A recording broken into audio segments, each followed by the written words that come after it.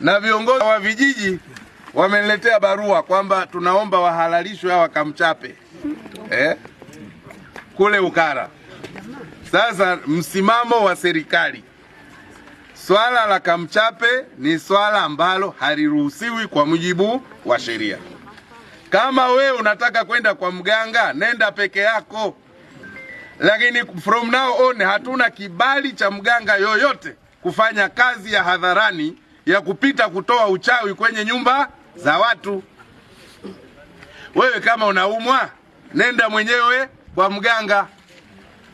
Na serikali inakataza ramli chonganishi, kwamba aliyekuroga ni jirani yako, ana macho mekundu. Hivi macho mekundu si jambo la kawaida tu kwenye mtaa.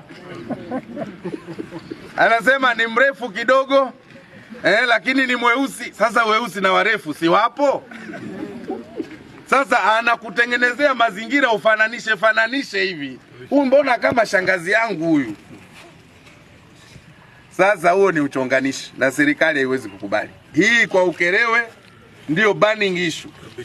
Nilileta kamanda wa polisi, aliwadhibiti wale wote ambao walikuwa wanaendekeza Kamchape, na narudia tena, yoyote kwenye kijiji atakaye waleta Kamchape, kwanza hakuna kibali cha huyo mtu anaitwa Kamchape kufanya kazi eneo lolote, sio tu la Ukerewe, mkoa wote wa Mwanza. Atakaye mleta, tutaleta polisi, atatafutwa, atasakwa, na tuko tayari kushughulika na watu wa namna hiyo, kwa sababu inaleta uchonganishi mkubwa. Amani ilitoweka pale Ukara kwa sababu ya Kamchape. Kwa hiyo wito wangu kwa wananchi kufuata sheria. Mheshimiwa Mkuu wa Wilaya, kwenye hili hakuna huruma. Wale ambao wana entertain vitu vya namna hiyo, wanaoleta uchonganishi, wao ndo wa kwanza kamata, tupa ndani. Halafu tutawapa mashtaka yao yanayowafaa huko.